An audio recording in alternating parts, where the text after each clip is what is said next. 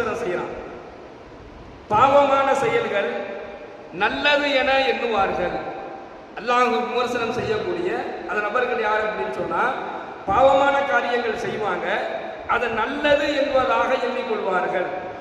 இவர்கள் அல்லாஹ் எப்படி விமர்சனம் செய்யறான் அப்படின்னு சொன்னா, இறையின் நிராகரிப்பானவோடு இணைத்து இவர்களை அல்லாஹ் விமர்சனம் செய்யறான்.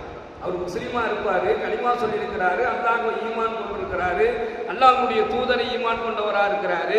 ஆனா பாவமான காரியத்தை அவர் செய்வாரு, ஆனா அதை நல்லதுன்னு நினைச்சு செஞ்சுக்கிட்டே இருப்பார்.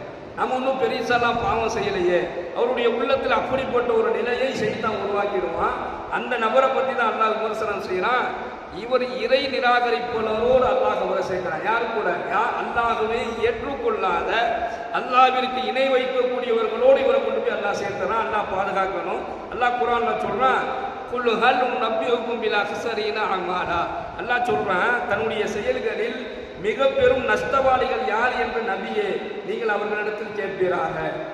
தன்னுடைய செயல்களிலேயே மிகப்பெரிய நஷ்டவாளிகள் யாரு என்று அவர்களிடத்தில் நீங்கள் கேட்பீராக சொல்லிட்டு அல்லாஹ்வை பதில் சொல்றான், அல்லதீன லல்ல ஸஅய்ஹும் ஃபில் ஹயாத்தி துன்யா. இந்த உலகத்தில் அவர்கள் முயற்சி செய்த அவர்களுடைய எல்லா காரியங்களும் பயனற்று போயிருக்குமே, அவர்கள்தான் வஹும் யஹ்ஸபூன அன்னஹும் யஹ்ஸினூன சுன்ஆ. தாங்கள் மெய்யாகவே நல்லதுதானே செய்கிறோம் என்று எண்ணிக்கொண்டிருப்பார்கள். இவர்களுடைய செயல்கள் ஒன்றுக்கும் இல்லாதது என்பதாக அல்லாஹ் சொல்றான். உலகத்தினுடைய தேவைகளில் முயற்சி செஞ்சுக்கிட்டே இருப்பாங்க, ஆனால் அது அவர்களுக்கு எந்த விதமான பிரயோஜனத்தையும் கொடுக்காது என்பதாக அல்லாஹ் விமர்சனம் செய்கிறான். அப்போ அல்லாஹ்வுடைய மன்னிப்பும் கருணையும் எந்த செயல் பெற்றுத்தரும் என்பதை பற்றி ஸல்லல்லாஹு அலைஹி வஸல்லம் அவர்கள் சொல்லும் பொழுது ரொம்ப பெரிதாகலாம் அவங்க சொல்லலை.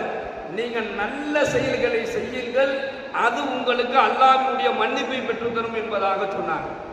நீங்க எந்த செயல்களை செய்தாலும் அது நல்ல செயல்களாக இருந்தால் அல்லாஹ்வினுடைய உதவி, அல்லாஹ்வினுடைய கருணை, மேலும் அவனுடைய தௌபாவை அது ரொம்ப இலகுவாக பெற்றுக் கொடுத்தோம்.